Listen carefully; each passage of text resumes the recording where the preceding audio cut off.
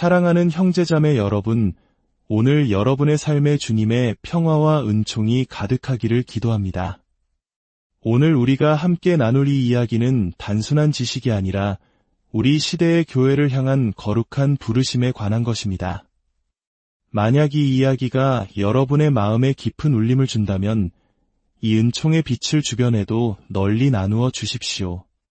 이 메시지를 공유하고 저희 채널과 함께하는 것만으로도 잠들어 있는 영혼을 깨우는 복음 전파의 귀한 사명이 될 수 있습니다. 주님의 축복이 여러분의 나눔 위에 함께하기를 빕니다. 자, 이제 귀를 기울여 주십시오. 오늘 하늘에 무언가 거대한 변화의 조짐이 나타났습니다. 우리가 오랫동안 거룩하다 불러왔던 이 오래된 제도의 벽에 균열이 생겼습니다. 여러분이 지금부터 듣게 될 이야기는 단순히 교리가 바뀌거나 신학의 새로운 장이 열리는 그런 이야기가 아닙니다. 이것은 불길입니다. 우리의 전통이 깃든 대리석 복도를 장엄한 대성당과 수도원, 신학교를 그리고 저 바티칸의 심장부까지 휩쓰는 거룩한 불길이자 모든 것을 정화하는 바람입니다. 저는 오늘 황금옥좌에 앉은 통치자로서가 아니라 진실을 말하라는 성령의 강력한 이끄심에 순종하는 지극히 높으신 분의 종으로서 여러분께 말씀드립니다. 교회는 지난 2000년간 어둠 속에서 등대처럼 서 있었습니다. 하지만 고백합시다. 그 등대 안에도 그림자는 존재했습니다. 우리가 거행하는 성사 뒤에는 감춰진 비밀들이 있었습니다. 그리고 하느님께서는 그분의 자비하심으로 지금 우리에게 그 벽을 지키라고 말씀하시는 것이 아니라 그 벽이 우상이 되어버린 곳은 허물어버리라고 명령하고 계십니다. 이제 여러분께 누움 데칼로고를 제시합니다. 이것은 하느님의 영원한 율법을 대체하는 것이 아니라 영적인 대각성을 촉구하는 선언입니다. 12개의 명령, 12개의 선포, 각각은 교회의 잠든 심장을 깨우는 나팔소리이며 우리가 권력과 전통, 그리고 두려움의 이름으로 쌓아올린 우상들을 향한 강력한 일격입니다. 이것은 정치적인 캠페인이나 홍보 활동이 아닙니다. 이것은 거룩한 직면입니다. 성령께서는 정중한 수정을 요구하시는 것이 아니라 진정한 회개와 용기, 그리고 완전한 새로움을 요구하고 계십니다. 그래서 여러분께 묻습니다. 준비되셨습니까? 교회가 과거의 모습이 아닌 마땅히 되어야 할 미래의 모습으로 변화하는 것을 볼 준비가 되셨습니까? 인간의 통제에 묶인 신앙을 내려놓고 하늘로부터 오는 불을 받을 준비가 되셨습니까? 오늘 이후로 온 세상에 선포합시다. 교회는 움츠러들지 않습니다. 숨지도 않습니다. 두려워하지도 않습니다. 교회는 다시 일어설 것입니다. 인간의 힘이나 세상과의 타협이 아니라 오직 성령과 진리의 힘으로 말입니다. 사랑하는 것들이여, 이것은 잠시의 사건이 아니라 거대한 움직임입니다. 그리고 여러분 한 사람 한 사람이 바로 그 일부입니다. 우리 주 하느님께서는 침묵하지 않으십니다. 모세의 시대로부터 광야에서 외쳤던 세례자 요한의 시대에 이르기까지 그분은 언제나 자신의 백성을 뒤가 아닌 앞으로 나아가도록 부르셨습니다. 그리고 오늘 그분은 당신의 교회를 향해 거룩한 것을 지워버리라고 부르시는 것이 아니라 차가운 돌판 뒤에 숨겨진 뜨거운 불꽃을 다시 발견하라고 부르고 계십니다. 누움 데칼로고는 10계명을 대체하는 것이 아닙니다. 아닙니다. 친구들이여. 그것은 율법의 정신, 그 핵심으로 돌아가자는 간절한 호소입니다. 이것은 인간이 하늘의 법을 다시 쓰는 것이 아니라 하늘이 우리 인간에게 잊어버린 것을 다시 일깨워주는 것입니다. 너무나 오랫동안 우리는 입술로는 하느님을 공경했지만 우리의 조직과 제도는 차갑게 식어갔습니다. 우리는 계명의 능력을 살아내지 못하면서 그저 반복해서 외우기만 했습니다. 우리는 교리를 지킨다는 명분 아래 정작 그 교리가 보호해야 할 사람들을 외면했습니다. 이 새로운 십계명은 무엇입니까? 그 진리 자체는 새롭지 않지만 그 긴급함이 새롭습니다. 이것은 시대의 징표에 대한 예언자적 응답입니다. 누움 데칼로고의 각 계명은 인간의 위원회나 공의회에서 나온 것이 아니라 하느님의 말씀 그리고 상처받은 세상과의 깊은 친교 속에서 태어났습니다. 성경은 말합니다. 너희는 너희의 전통으로 하느님의 말씀을 폐기한다. 또한 말합니다. 문자는 사람을 죽이고 성령은 사람을 살립니다. 우리는 성령의 힘을 부인하면서 형식에만 매달려서는 안 됩니다. 누움 데칼로고는 혁신이 아니라 회복입니다. 그것은 모세가 다시 산에서 내려오는 것과 같습니다. 하지만 이번에 그가 들고 있는 돌판에는 사막과 우상에 대한 이야기뿐만 아니라 양자과학과 디지털 시대의 바벨탑, 붕괴하는 경제와 깨어진 가정에 대해서도 말씀하고 있습니다. 이 12가지 선언은 시나이산에서 그리고 오순절 다락방에서 말씀하셨던 바로 그 동일한 성령에게서 태어났습니다. 이것은 선택사항이 아닙니다. 장식도 아닙니다. 이것은 선택의 기로에 선 교회를 위한 긴급한 지침입니다. 우리는 안락함 속에 머물 것입니까? 아니면 새로운 계약 안에서 다시 일어설 것입니까? 들을 귀 있는 사람은 들으십시오. 하느님께서는 지금 건물의 외관을 손질하고 계신 것이 아닙니다.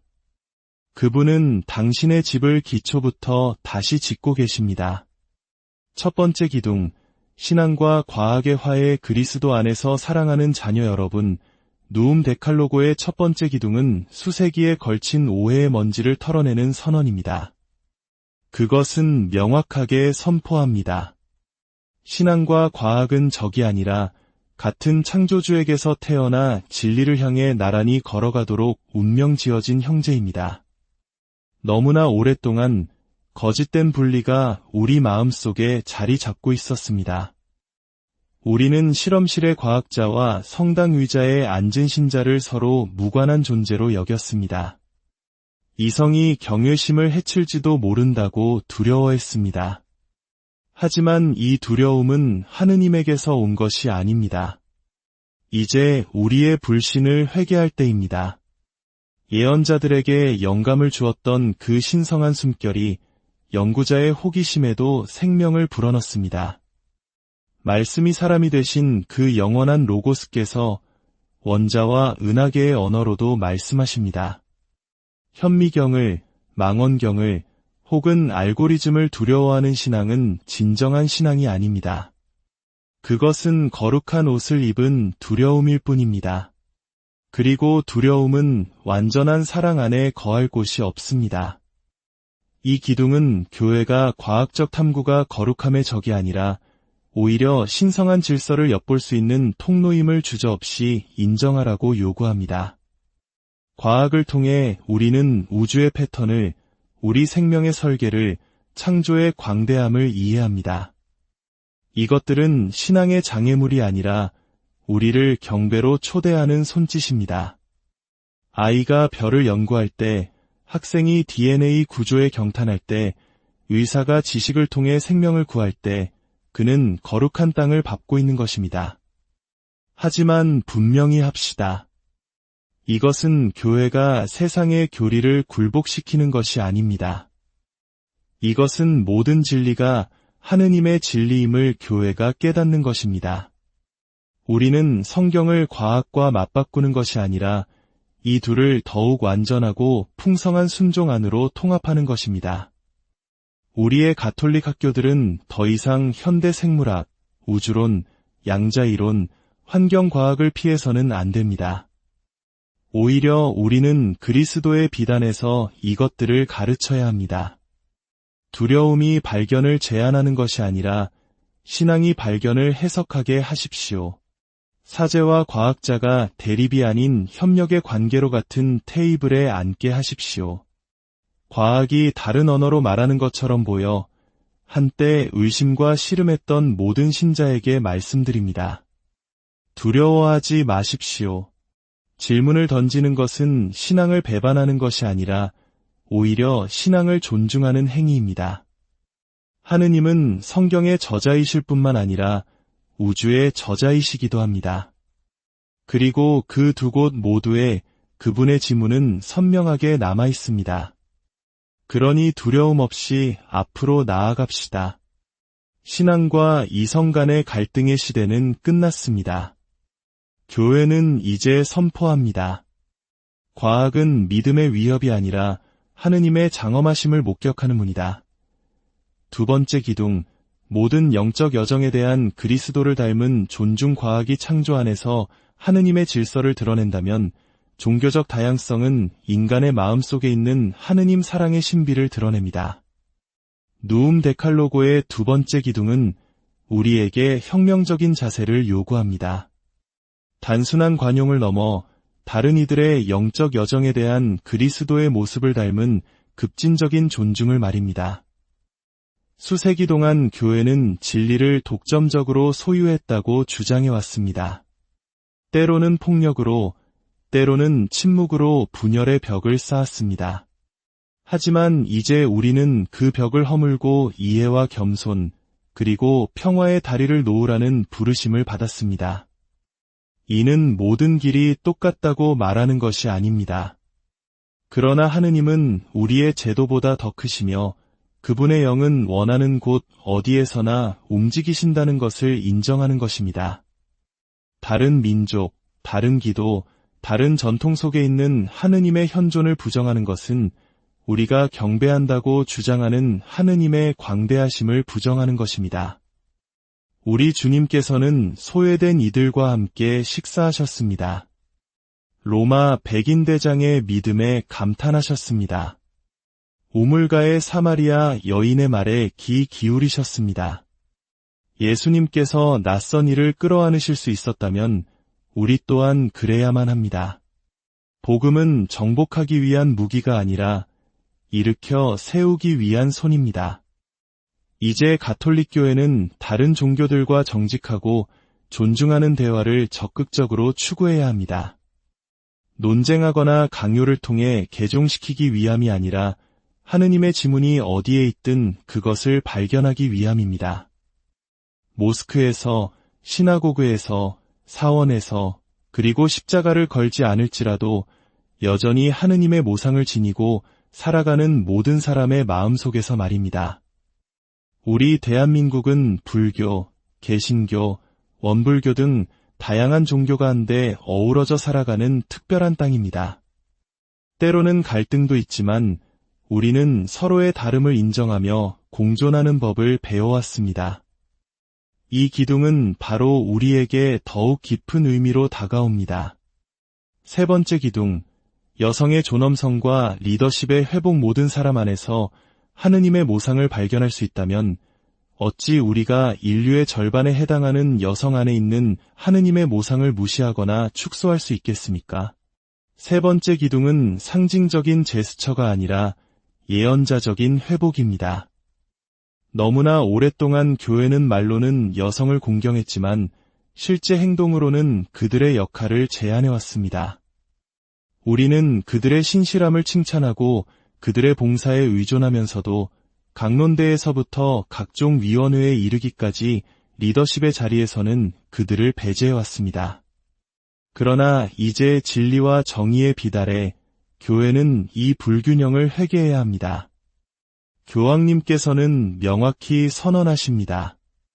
여성의 존엄성은 양보의 대상이 아니라 하느님의 창조적 의도를 반영하는 것이다. 성모 마리아 위에 머무셨던 성령, 드보라를 판관이자 예언자로 세우셨던 성령, 부활의 첫 증인으로 여성을 보내셨던 바로 그 성령께서 오늘날 여성들을 단지 따르는 자가 아니라 이끄는 자로 부르고 계십니다. 이 기둥은 여성이 선교의 부속물이 아니라 선교의 전달자임을 확언합니다. 교리 교육에서 신학적 성찰까지, 사목적 돌봄에서 행정적 리더십까지, 제대에서 거리까지 교회의 모든 영역에서 여성은 목소리와 권위, 그리고 현존을 가져야 합니다. 하느님은 남성이나 여성이 아니라 영이십니다. 교회는 남성과 여성이 위계질서가 아닌 거룩한 동반자 관계로 나란히 서 있는 하느님의 온전한 모상을 반영해야 합니다.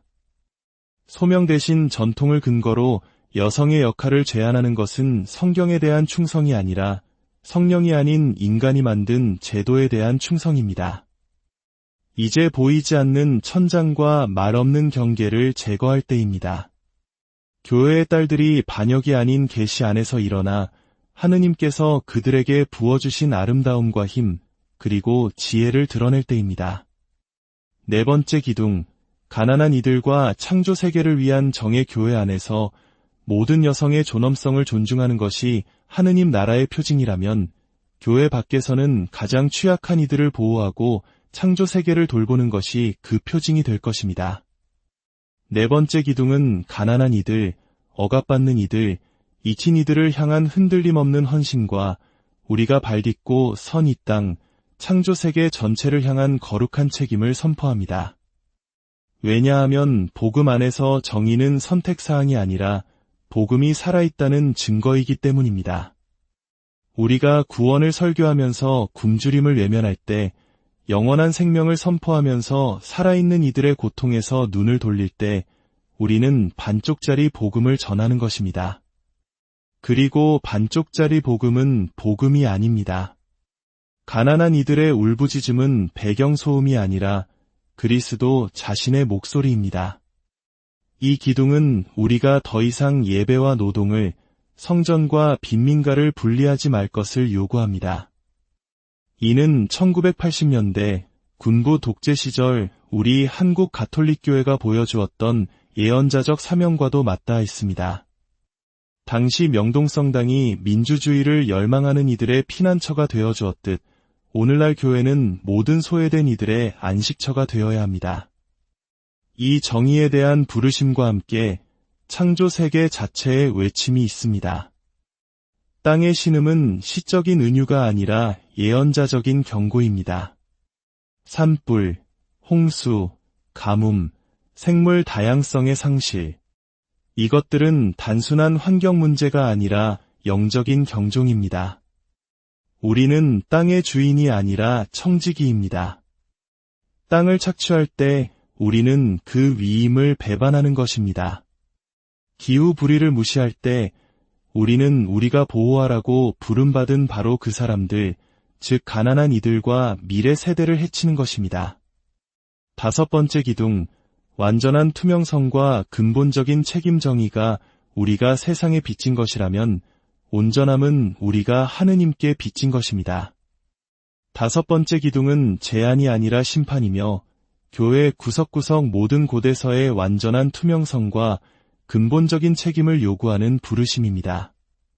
교회 내부에 존재했던 어두운 그림자들, 특히 성직자들의 끔찍한 범죄와 이를 은폐하려 했던 구조적인 죄악을 정면으로 마주해야 한다는 뜻입니다. 비밀주의의 시대는 끝났습니다. 변명의 시대는 끝났습니다.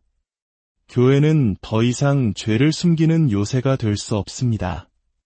교회는 치유와 진실이 피어나는 정원이 되어야 합니다. 이는 모든 교구의 재정이 신자들에게 투명하게 공개되어야 함을 의미합니다. 권력 남용에 대한 모든 주장은 두려움 없이 그리고 편견 없이 철저히 조사되어야 합니다. 교회법은 가해자가 아니라 피해자를 보호하도록 개혁되어야 합니다. 이것은 고통스럽습니다. 네, 그렇습니다. 이것은 우리를 부끄럽게 할 것입니다. 하지만 정직함에서 오는 고통은 기만 속에서 안주하는 것보다 훨씬 더 거룩합니다. 십자가는 편안한 상징이 아닙니다. 십자가는 진실이 세상을 구원하기 위해 기꺼이 피 흘리는 곳입니다. 여섯 번째 기둥, 역동적인 교육과 다음 세대의 양성, 우리 교회의 교육은 과거에 갇혀 있었습니다. 신실했지만 종종 두려움에 차 있었고, 체계적이었지만 항상 성령으로 가득 차 있지는 않았습니다. 이제 다시 창문을 열 시간입니다. 성령의 신선한 바람이 우리의 교실, 교리서, 대학, 그리고 본당에 불어오게 해야 합니다. 우리는 복음을 단순히 물려받는 세대가 아니라 확신과 명료함, 그리고 연민으로 복음을 살아내는 세대를 키워야 합니다. 교육에 대한 열정이라면 세계 어느 나라에도 뒤지지 않는 우리 한국 사회에서 이 기둥은 교회의 미래를 결정할 핵심 과제입니다. 가톨릭 교육은 교리를 가르치는 것 이상으로 제자를 형성해야 합니다. 우리는 학생들이 시험에 합격하도록 준비시키는 것이 아니라 흔들리는 세상에서 굳건히 설 성인들을 준비시키고 있습니다. 이는 그들을 진리 위에 세우는 동시에 비판적 사고력을 길러주는 것을 의미합니다. 말씀을 암송하는 것이 아니라 말씀과 씨름하도록 가르치는 것입니다. 7번째 기둥, 평화를 위한 대화와 적극적인 행동 대화가 평화의 숨결이라면 행동은 평화의 심장 박동입니다. 다음 기둥은 교회가 평화를 위해 기도만 할 것이 아니라 갈등의 불길 속으로 예언자적인 현존으로서 걸어 들어가라고 부릅니다. 우리는 방관자로 서서 정중한 생각이나 전하며 서 있을 존재가 아닙니다. 우리는 화해의 대사로서 그 균열 속으로 뛰어들도록 부름받았습니다. 그리스도께서는 평화를 사랑하는 이들을 축복하신 것이 아니라 평화를 만드는 이들을 축복하셨습니다. 가자지구에서 우크라이나까지 잊혀진 부족 전쟁에서 가정 내 증오에 이르기까지 그리고 무엇보다 분단의 아픔을 겪고 있는 바로 우리 한반도의 평화를 위해 하느님의 아들, 딸들이 일어나기를 온 땅이 신음하며 기다리고 있습니다. 정치 운동가로서가 아니라 하늘의 권위와 연민의 뿌리 내린 예언자적 목소리로 말입니다. 교회는 더 이상 세상이 불타는 동안 스테인드 글라스 창문 뒤에 숨어 있어서는 안 됩니다. 폭탄이 떨어지고 불의가 번성하는 동안 모호한 도덕적 용어로 말해서도 안 됩니다. 우리는 명확하게, 용기 있게, 그리고 그리스도와 함께 말해야 합니다. 결론, 이제 당신의 차례입니다. 사랑하는 여러분, 우리는 기둥들을 들었고 불길을 보았으며 이 거대한 비전의 무게 앞에 섰습니다.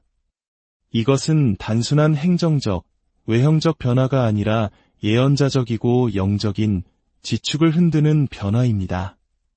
이것은 언론 발표나 홍보가 아니라 전통의 문 앞에서 울려 퍼지는 나팔소리입니다. 누움 데칼로고는 신앙의 거부가 아니라 그 불타는 중심으로의 회귀입니다.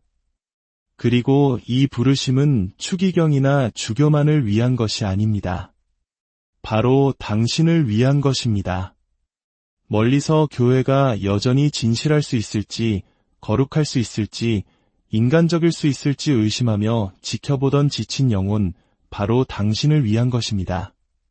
당신은 구경꾼이 아닙니다. 당신은 이 비전이 뿌리 내리거나 시들어 버릴 토양입니다. 허락을 기다리지 마십시오. 완벽한 지도자를 기다리지 마십시오. 당신이 바로 교회입니다. 당신은 그리스도의 협력자이며 그분의 불꽃을 지키는 사람입니다. 그러니 간청합니다. 거룩한 용기와 겸손한 사랑으로 일어서십시오. 당신이 있는 곳에서 변화를 가져오십시오. 새로운 눈으로 이웃을 사랑하십시오. 자녀들에게 깊이 생각하고 치열하게 믿도록 가르치십시오. 배제하는 시스템의 의문을 제기하고 세상이 잊어버린 이들을 보호하십시오. 그리고 천국의 향기가 나고 가족처럼 보이는 신앙 공동체를 만드십시오. 이 운동은 한 명의 교황에 관한 것이 아닙니다. 이것은 그리스도께서 당신의 교회에 새로운 생명을 불어넣으시는 것에 관한 것입니다. 새로운 복음이 아니라 깨어난 옛 복음입니다. 반란이 아니라 영혼의 개혁입니다. 자, 이제 여러분께 마지막으로 묻습니다. 오늘 들은 것을 가지고 무엇을 하시겠습니까? 그것을 안락함의 토양에 묻으시겠습니까? 아니면 순종의 토양에 심으시겠습니까? 누움 데칼로고는 끝이 아니라 시작입니다. 다시 거룩해지고, 다시 겸손해지고, 다시 인간다워지기를 감히 꿈꾸는 교회를 위한 시작입니다. 이것은 숙청이 아니라 새로운 오순절입니다. 성령께서 임하시기를, 교회가 다시 일어나기를, 온 세상이 우리의 교만이 아닌 우리 안에 살아계신 그리스도를 보게 되기를. 사랑하는 형제자매 여러분, 오늘 여러분의 삶에 주님의 평화와 은총이 가득하기를 기도합니다. 오늘 우리가 함께 나눌 이 이야기는 단순한 지식이 아니라 우리 시대의 교회를 향한 거룩한 부르심에 관한 것입니다. 만약 이 이야기가 여러분의 마음에 깊은 울림을 준다면 이 은총의 빛을 주변에도 널리 나누어 주십시오. 이 메시지를 공유하고 저희 채널과 함께하는 것만으로도 잠들어 있는 영혼을 깨우는 복음 전파의 귀한 사명이 될 수 있습니다. 주님의 축복이 여러분의 나눔 위에 함께하기를 빕니다. 자, 이제 귀를 기울여 주십시오. 오늘 하늘에 무언가 거대한 변화의 조짐이 나타났습니다. 우리가 오랫동안 거룩하다 불러왔던 이 오래된 제도의 벽에 균열이 생겼습니다. 여러분이 지금부터 듣게 될 이야기는 단순히 교리가 바뀌거나 신학의 새로운 장이 열리는 그런 이야기가 아닙니다. 이것은 불길입니다. 우리의 전통이 깃든 대리석 복도를 장엄한 대성당과 수도원, 신학교를, 그리고 저 바티칸의 심장부까지 휩쓰는 거룩한 불길이자 모든 것을 정화하는 바람입니다. 저는 오늘 황금 옥좌에 앉은 통치자로서가 아니라 진실을 말하라는 성령의 강력한 이끄심에 순종하는 지극히 높으신 분의 종으로서 여러분께 말씀드립니다. 교회는 지난 2000년간 어둠 속에서 등대처럼 서 있었습니다. 하지만 고백합시다. 그 등대 안에도 그림자는 존재했습니다. 우리가 거행하는 성사 뒤에는 감춰진 비밀들이 있었습니다.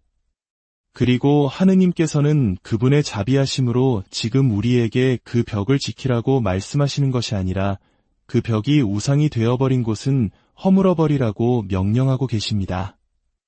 이제 여러분께 누움 데칼로고를 제시합니다.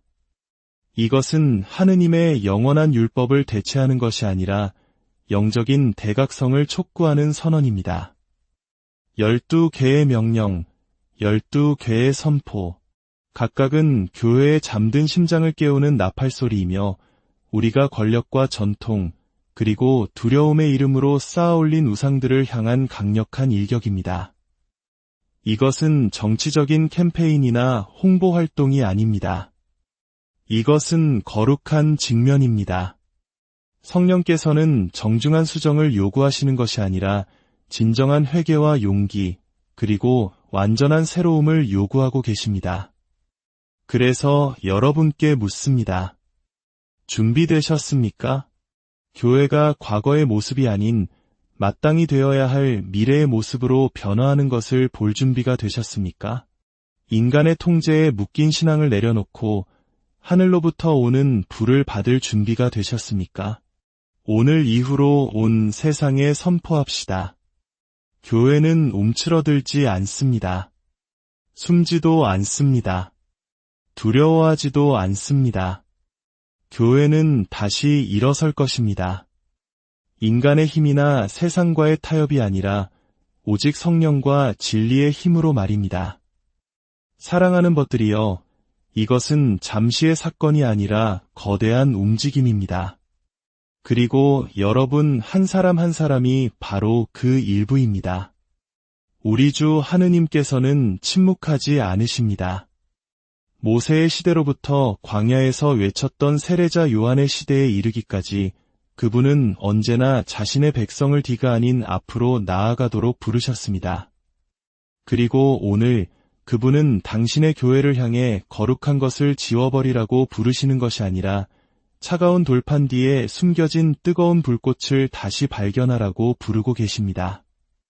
누움 데칼로고는 10계명을 대체하는 것이 아닙니다. 아닙니다. 친구들이여. 그것은 율법의 정신, 그 핵심으로 돌아가자는 간절한 호소입니다. 이것은 인간이 하늘의 법을 다시 쓰는 것이 아니라 하늘이 우리 인간에게 잊어버린 것을 다시 일깨워주는 것입니다. 너무나 오랫동안 우리는 입술로는 하느님을 공경했지만 우리의 조직과 제도는 차갑게 식어갔습니다.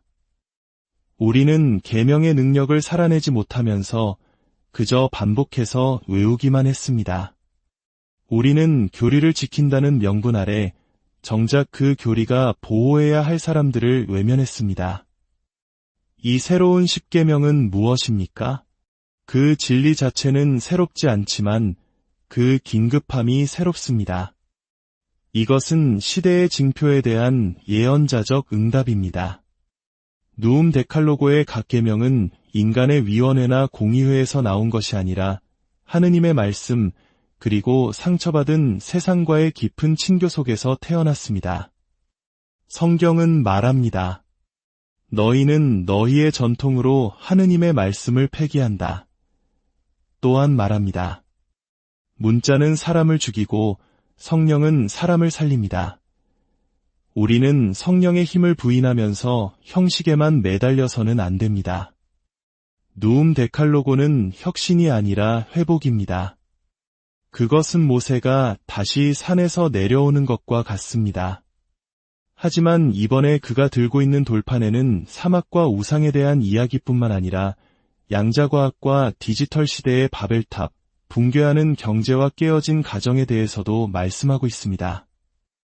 이 12가지 선언은 시나이 산에서 그리고 오순절 다락방에서 말씀하셨던 바로 그 동일한 성령에게서 태어났습니다. 이것은 선택사항이 아닙니다. 장식도 아닙니다. 이것은 선택의 기로에 선 교회를 위한 긴급한 지침입니다. 우리는 안락함 속에 머물 것입니까? 아니면 새로운 계약 안에서 다시 일어설 것입니까? 들을 귀 있는 사람은 들으십시오. 하느님께서는 지금 건물의 외관을 손질하고 계신 것이 아닙니다. 그분은 당신의 집을 기초부터 다시 짓고 계십니다. 첫 번째 기둥, 신앙과 과학의 화해 그리스도 안에서 사랑하는 자녀 여러분, 누움 데칼로고의 첫 번째 기둥은 수세기에 걸친 오해의 먼지를 털어내는 선언입니다.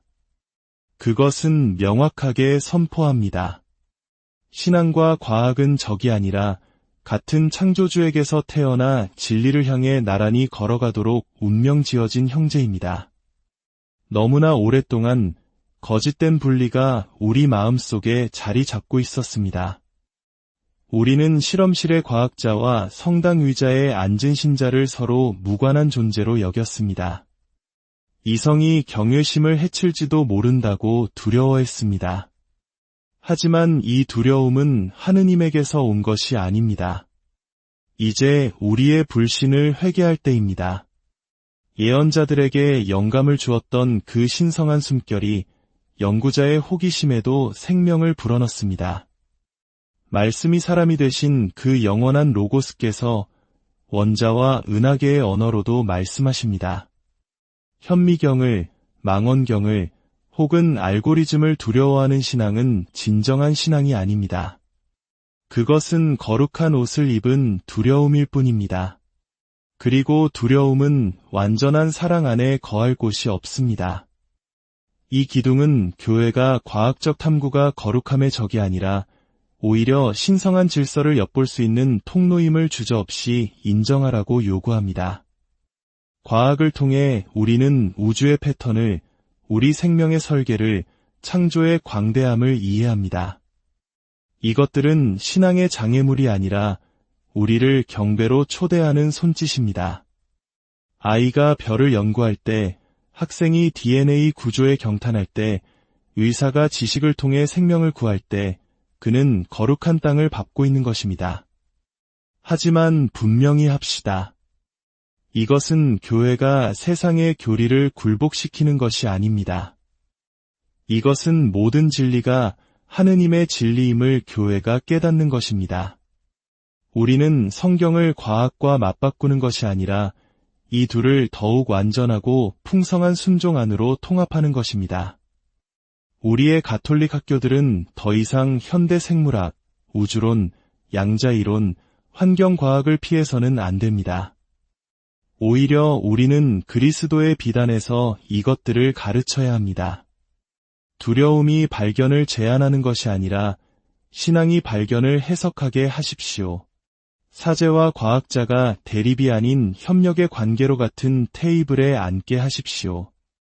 과학이 다른 언어로 말하는 것처럼 보여 한때 의심과 씨름했던 모든 신자에게 말씀드립니다. 두려워하지 마십시오. 질문을 던지는 것은 신앙을 배반하는 것이 아니라 오히려 신앙을 존중하는 행위입니다.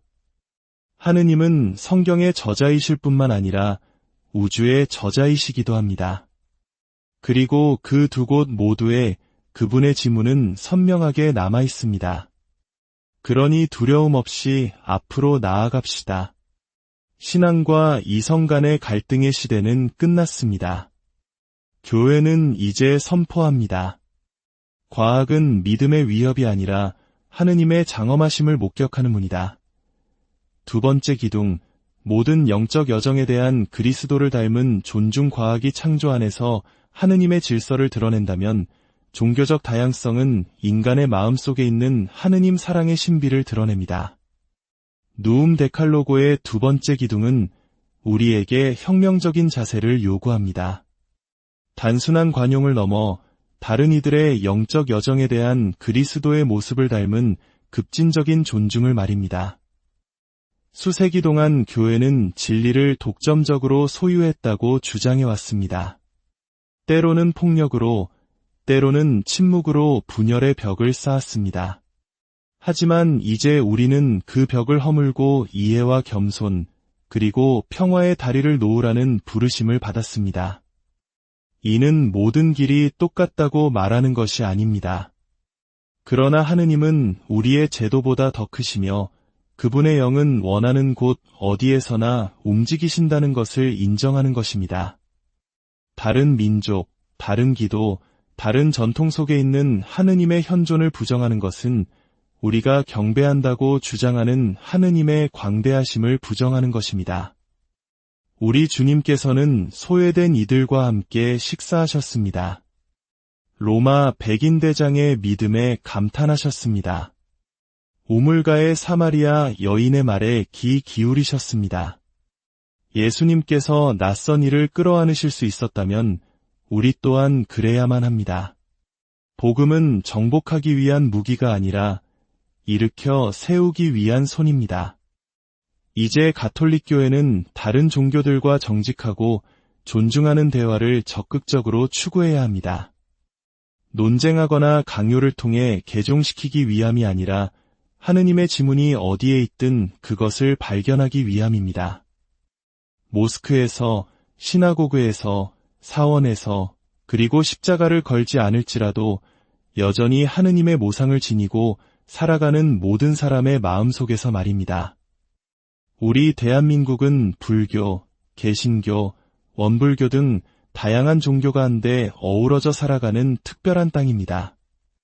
때로는 갈등도 있지만 우리는 서로의 다름을 인정하며 공존하는 법을 배워왔습니다. 이 기둥은 바로 우리에게 더욱 깊은 의미로 다가옵니다. 세 번째 기둥, 여성의 존엄성과 리더십의 회복. 모든 사람 안에서 하느님의 모상을 발견할 수 있다면 어찌 우리가 인류의 절반에 해당하는 여성 안에 있는 하느님의 모상을 무시하거나 축소할 수 있겠습니까? 세 번째 기둥은 상징적인 제스처가 아니라 예언자적인 회복입니다. 너무나 오랫동안 교회는 말로는 여성을 공경했지만 실제 행동으로는 그들의 역할을 제한해왔습니다. 우리는 그들의 신실함을 칭찬하고 그들의 봉사에 의존하면서도 강론대에서부터 각종 위원회에 이르기까지 리더십의 자리에서는 그들을 배제해왔습니다. 그러나 이제 진리와 정의의 비달에 교회는 이 불균형을 회개해야 합니다. 교황님께서는 명확히 선언하십니다. 여성의 존엄성은 양보의 대상이 아니라 하느님의 창조적 의도를 반영하는 것이다. 성모 마리아 위에 머무셨던 성령, 드보라를 판관이자 예언자로 세우셨던 성령, 부활의 첫 증인으로 여성을 보내셨던 바로 그 성령께서 오늘날 여성들을 단지 따르는 자가 아니라 이끄는 자로 부르고 계십니다. 이 기둥은 여성이 선교의 부속물이 아니라 선교의 전달자임을 확언합니다. 교리 교육에서 신학적 성찰까지, 사목적 돌봄에서 행정적 리더십까지, 제대에서 거리까지 교회의 모든 영역에서 여성은 목소리와 권위, 그리고 현존을 가져야 합니다. 하느님은 남성이나 여성이 아니라 영이십니다. 교회는 남성과 여성이 위계질서가 아닌 거룩한 동반자 관계로 나란히 서 있는 하느님의 온전한 모상을 반영해야 합니다. 소명 대신 전통을 근거로 여성의 역할을 제한하는 것은 성경에 대한 충성이 아니라 성령이 아닌 인간이 만든 제도에 대한 충성입니다. 이제 보이지 않는 천장과 말 없는 경계를 제거할 때입니다. 교회의 딸들이 반역이 아닌 계시 안에서 일어나 하느님께서 그들에게 부어주신 아름다움과 힘, 그리고 지혜를 드러낼 때입니다. 네 번째 기둥, 가난한 이들과 창조 세계를 위한 정의 교회 안에서 모든 여성의 존엄성을 존중하는 것이 하느님 나라의 표징이라면 교회 밖에서는 가장 취약한 이들을 보호하고 창조 세계를 돌보는 것이 그 표징이 될 것입니다. 네 번째 기둥은 가난한 이들, 억압받는 이들, 잊힌 이들을 향한 흔들림 없는 헌신과 우리가 발딛고 선 이 땅, 창조 세계 전체를 향한 거룩한 책임을 선포합니다. 왜냐하면 복음 안에서 정의는 선택사항이 아니라 복음이 살아있다는 증거이기 때문입니다. 우리가 구원을 설교하면서 굶주림을 외면할 때, 영원한 생명을 선포하면서 살아있는 이들의 고통에서 눈을 돌릴 때 우리는 반쪽짜리 복음을 전하는 것입니다. 그리고 반쪽짜리 복음은 복음이 아닙니다. 가난한 이들의 울부짖음은 배경소음이 아니라 그리스도 자신의 목소리입니다. 이 기둥은 우리가 더 이상 예배와 노동을, 성전과 빈민가를 분리하지 말 것을 요구합니다. 이는 1980년대 군부 독재 시절 우리 한국 가톨릭교회가 보여주었던 예언자적 사명과도 맞닿아 있습니다.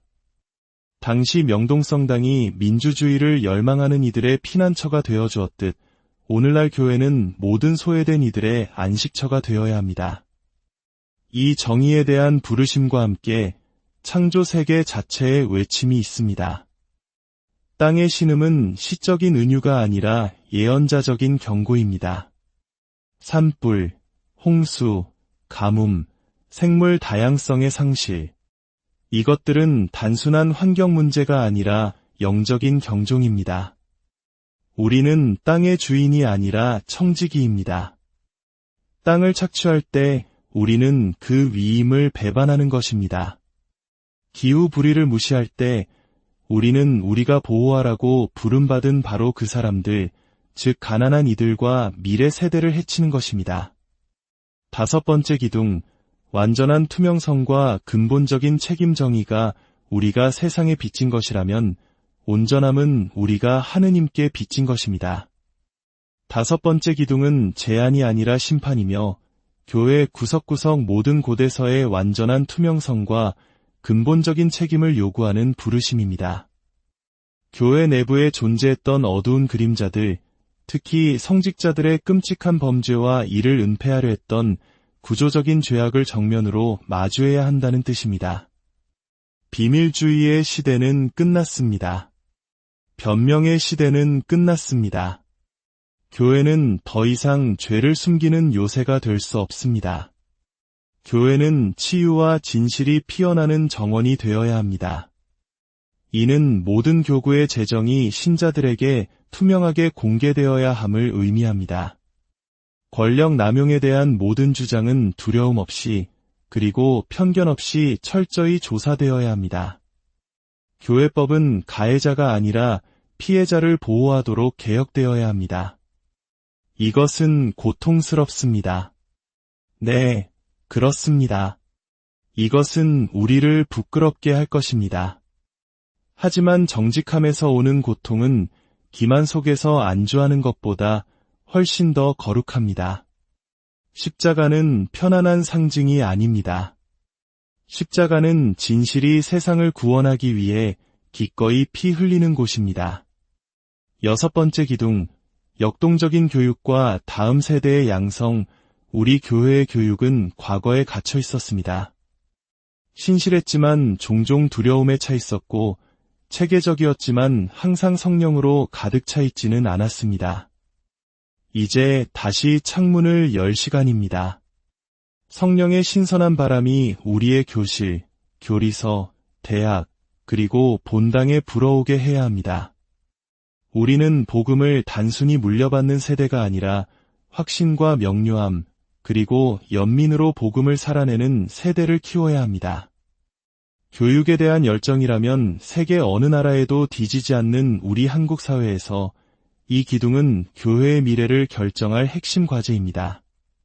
가톨릭 교육은 교리를 가르치는 것 이상으로 제자를 형성해야 합니다. 우리는 학생들이 시험에 합격하도록 준비시키는 것이 아니라 흔들리는 세상에서 굳건히 설 성인들을 준비시키고 있습니다. 이는 그들을 진리 위에 세우는 동시에 비판적 사고력을 길러주는 것을 의미합니다. 말씀을 암송하는 것이 아니라 말씀과 씨름하도록 가르치는 것입니다. 7번째 기둥, 평화를 위한 대화와 적극적인 행동. 대화가 평화의 숨결이라면 행동은 평화의 심장 박동입니다. 다음 기둥은 교회가 평화를 위해 기도만 할 것이 아니라 갈등의 불길 속으로 예언자적인 현존으로서 걸어 들어가라고 부릅니다. 우리는 방관자로 서서 정중한 생각이나 전하며 서 있을 존재가 아닙니다. 우리는 화해의 대사로서 그 균열 속으로 뛰어들도록 부름받았습니다. 그리스도께서는 평화를 사랑하는 이들을 축복하신 것이 아니라 평화를 만드는 이들을 축복하셨습니다. 가자지구에서 우크라이나까지, 잊혀진 부족 전쟁에서 가정 내 증오에 이르기까지, 그리고 무엇보다 분단의 아픔을 겪고 있는 바로 우리 한반도의 평화를 위해 하느님의 아들딸들이 일어나기를 온 땅이 신음하며 기다리고 있습니다. 정치 운동가로서가 아니라 하늘의 권위와 연민의 뿌리 내린 예언자적 목소리로 말입니다. 교회는 더 이상 세상이 불타는 동안 스테인드 글라스 창문 뒤에 숨어 있어서는 안 됩니다. 폭탄이 떨어지고 불의가 번성하는 동안 모호한 도덕적 용어로 말해서도 안 됩니다. 우리는 명확하게, 용기 있게, 그리고 그리스도와 함께 말해야 합니다. 결론, 이제 당신의 차례입니다. 사랑하는 여러분, 우리는 기둥들을 들었고 불길을 보았으며 이 거대한 비전의 무게 앞에 섰습니다. 이것은 단순한 행정적, 외형적 변화가 아니라 예언자적이고 영적인, 지축을 흔드는 변화입니다. 이것은 언론 발표나 홍보가 아니라 전통의 문 앞에서 울려 퍼지는 나팔소리입니다. 누움 데칼로고는 신앙의 거부가 아니라 그 불타는 중심으로의 회귀입니다. 그리고 이 부르심은 추기경이나 주교만을 위한 것이 아닙니다. 바로 당신을 위한 것입니다. 멀리서 교회가 여전히 진실할 수 있을지, 거룩할 수 있을지, 인간적일 수 있을지 의심하며 지켜보던 지친 영혼, 바로 당신을 위한 것입니다. 당신은 구경꾼이 아닙니다. 당신은 이 비전이 뿌리 내리거나 시들어 버릴 토양입니다. 허락을 기다리지 마십시오. 완벽한 지도자를 기다리지 마십시오. 당신이 바로 교회입니다. 당신은 그리스도의 협력자이며 그분의 불꽃을 지키는 사람입니다. 그러니 간청합니다. 거룩한 용기와 겸손한 사랑으로 일어서십시오.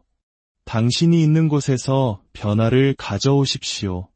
새로운 눈으로 이웃을 사랑하십시오.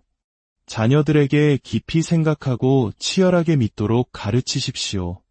배제하는 시스템의 의문을 제기하고 세상이 잊어버린 이들을 보호하십시오. 그리고 천국의 향기가 나고 가족처럼 보이는 신앙 공동체를 만드십시오. 이 운동은 한 명의 교황에 관한 것이 아닙니다. 이것은 그리스도께서 당신의 교회에 새로운 생명을 불어넣으시는 것에 관한 것입니다. 새로운 복음이 아니라 깨어난 옛 복음입니다. 반란이 아니라 영혼의 개혁입니다. 자, 이제 여러분께 마지막으로 묻습니다. 오늘 들은 것을 가지고 무엇을 하시겠습니까? 그것을 안락함의 토양에 묻으시겠습니까? 아니면 순종의 토양에 심으시겠습니까?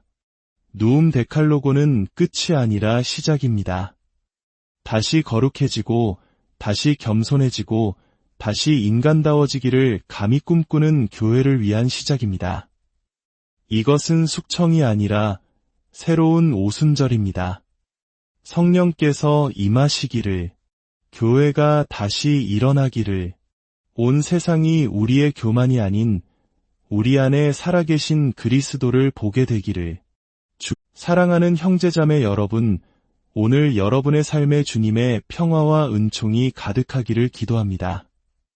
오늘 우리가 함께 나눌 이 이야기는 단순한 지식이 아니라 우리 시대의 교회를 향한 거룩한 부르심에 관한 것입니다. 만약 이 이야기가 여러분의 마음에 깊은 울림을 준다면 이 은총의 빛을 주변에도 널리 나누어 주십시오. 이 메시지를 공유하고 저희 채널과 함께하는 것만으로도 잠들어 있는 영혼을 깨우는 복음 전파의 귀한 사명이 될 수 있습니다. 주님의 축복이 여러분의 나눔 위에 함께하기를 빕니다. 자, 이제 귀를 기울여 주십시오. 오늘 하늘에 무언가 거대한 변화의 조짐이 나타났습니다. 우리가 오랫동안 거룩하다 불러왔던 이 오래된 제도의 벽에 균열이 생겼습니다. 여러분이 지금부터 듣게 될 이야기는 단순히 교리가 바뀌거나 신학의 새로운 장이 열리는 그런 이야기가 아닙니다. 이것은 불길입니다. 우리의 전통이 깃든 대리석 복도를 장엄한 대성당과 수도원, 신학교를, 그리고 저 바티칸의 심장부까지 휩쓰는 거룩한 불길이자 모든 것을 정화하는 바람입니다. 저는 오늘 황금옥좌에 앉은 통치자로서가 아니라 진실을 말하라는 성령의 강력한 이끄심에 순종하는 지극히 높으신 분의 종으로서 여러분께 말씀드립니다. 교회는 지난 2000년간 어둠 속에서 등대처럼 서 있었습니다. 하지만 고백합시다. 그 등대 안에도 그림자는 존재했습니다. 우리가 거행하는 성사 뒤에는 감춰진 비밀들이 있었습니다. 그리고 하느님께서는 그분의 자비하심으로 지금 우리에게 그 벽을 지키라고 말씀하시는 것이 아니라 그 벽이 우상이 되어버린 곳은 허물어버리라고 명령하고 계십니다. 이제 여러분께 누움 데칼로고를 제시합니다. 이것은 하느님의 영원한 율법을 대체하는 것이 아니라 영적인 대각성을 촉구하는 선언입니다. 12개의 명령, 12개의 선포, 각각은 교회의 잠든 심장을 깨우는 나팔소리이며 우리가 권력과 전통, 그리고 두려움의 이름으로 쌓아올린 우상들을 향한 강력한 일격입니다. 이것은 정치적인 캠페인이나 홍보 활동이 아닙니다. 이것은 거룩한 직면입니다. 성령께서는 정중한 수정을 요구하시는 것이 아니라 진정한 회개와 용기, 그리고 완전한 새로움을 요구하고 계십니다. 그래서 여러분께 묻습니다. 준비되셨습니까? 교회가 과거의 모습이 아닌 마땅히 되어야 할 미래의 모습으로 변화하는 것을 볼 준비가 되셨습니까? 인간의 통제에 묶인 신앙을 내려놓고 하늘로부터 오는 불을 받을 준비가 되셨습니까? 오늘 이후로 온 세상에 선포합시다. 교회는 움츠러들지 않습니다. 숨지도 않습니다. 두려워하지도 않습니다. 교회는 다시 일어설 것입니다. 인간의 힘이나 세상과의 타협이 아니라 오직 성령과 진리의 힘으로 말입니다. 사랑하는 것들이여, 이것은 잠시의 사건이 아니라 거대한 움직임입니다. 그리고 여러분 한 사람 한 사람이 바로 그 일부입니다. 우리 주 하느님께서는 침묵하지 않으십니다. 모세의 시대로부터 광야에서 외쳤던 세례자 요한의 시대에 이르기까지 그분은 언제나 자신의 백성을 뒤가 아닌 앞으로 나아가도록 부르셨습니다. 그리고 오늘 그분은 당신의 교회를 향해 거룩한 것을 지워버리라고 부르시는 것이 아니라 차가운 돌판 뒤에 숨겨진 뜨거운 불꽃을 다시 발견하라고 부르고 계십니다. 누움 데칼로고는 십계명을 대체하는 것이 아닙니다. 아닙니다. 친구들이여. 그것은 율법의 정신, 그 핵심으로 돌아가자는 간절한 호소입니다. 이것은 인간이 하늘의 법을 다시 쓰는 것이 아니라 하늘이 우리 인간에게 잊어버린 것을 다시 일깨워주는 것입니다. 너무나 오랫동안 우리는 입술로는 하느님을 공경했지만 우리의 조직과 제도는 차갑게 식어갔습니다. 우리는 계명의 능력을 살아내지 못하면서 그저 반복해서 외우기만 했습니다. 우리는 교리를 지킨다는 명분 아래 정작 그 교리가 보호해야 할 사람들을 외면했습니다. 이 새로운 십계명은 무엇입니까? 그 진리 자체는 새롭지 않지만 그 긴급함이 새롭습니다. 이것은 시대의 징표에 대한 예언자적 응답입니다. 누움 데칼로고의 각 계명은 인간의 위원회나 공의회에서 나온 것이 아니라 하느님의 말씀 그리고 상처받은 세상과의 깊은 친교 속에서 태어났습니다. 성경은 말합니다. 너희는 너희의 전통으로 하느님의 말씀을 폐기한다. 또한 말합니다. 문자는 사람을 죽이고 성령은 사람을 살립니다. 우리는 성령의 힘을 부인하면서 형식에만 매달려서는 안 됩니다. 누움 데칼로고는 혁신이 아니라 회복입니다. 그것은 모세가 다시 산에서 내려오는 것과 같습니다. 하지만 이번에 그가 들고 있는 돌판에는 사막과 우상에 대한 이야기뿐만 아니라 양자과학과 디지털 시대의 바벨탑, 붕괴하는 경제와 깨어진 가정에 대해서도 말씀하고 있습니다. 이 12가지 선언은 시나이 산에서 그리고 오순절 다락방에서 말씀하셨던 바로 그 동일한 성령에게서 태어났습니다. 이것은 선택사항이 아닙니다. 장식도 아닙니다. 이것은 선택의 기로에 선 교회를 위한 긴급한 지침입니다. 우리는 안락함 속에 머물 것입니까? 아니면 새로운 계약 안에서 다시 일어설 것입니까? 들을 귀 있는 사람은 들으십시오. 하느님께서는 지금 건물의 외관을 손질하고 계신 것이 아닙니다. 그분은 당신의 집을 기초부터 다시 짓고 계십니다. 첫 번째 기둥, 신앙과 과학의 화해 그리스도 안에서 사랑하는 자녀 여러분, 누움 데칼로고의 첫 번째 기둥은 수세기에 걸친 오해의 먼지를 털어내는 선언입니다. 그것은 명확하게 선포합니다. 신앙과 과학은 적이 아니라 같은 창조주에게서 태어나 진리를 향해 나란히 걸어가도록 운명 지어진 형제입니다. 너무나 오랫동안 거짓된 분리가 우리 마음속에 자리 잡고 있었습니다. 우리는 실험실의 과학자와 성당 의자에 앉은 신자를 서로 무관한 존재로 여겼습니다. 이성이 경외심을 해칠지도 모른다고 두려워했습니다. 하지만 이 두려움은 하느님에게서 온 것이 아닙니다. 이제 우리의 불신을 회개할 때입니다. 예언자들에게 영감을 주었던 그 신성한 숨결이 연구자의 호기심에도 생명을 불어넣습니다. 말씀이 사람이 되신 그 영원한 로고스께서 원자와 은하계의 언어로도 말씀하십니다. 현미경을, 망원경을 혹은 알고리즘을 두려워하는 신앙은 진정한 신앙이 아닙니다. 그것은 거룩한 옷을 입은 두려움일 뿐입니다. 그리고 두려움은 완전한 사랑 안에 거할 곳이 없습니다. 이 기둥은 교회가 과학적 탐구가 거룩함의 적이 아니라 오히려 신성한 질서를 엿볼 수 있는 통로임을 주저없이 인정하라고 요구합니다. 과학을 통해 우리는 우주의 패턴을, 우리 생명의 설계를, 창조의 광대함을 이해합니다.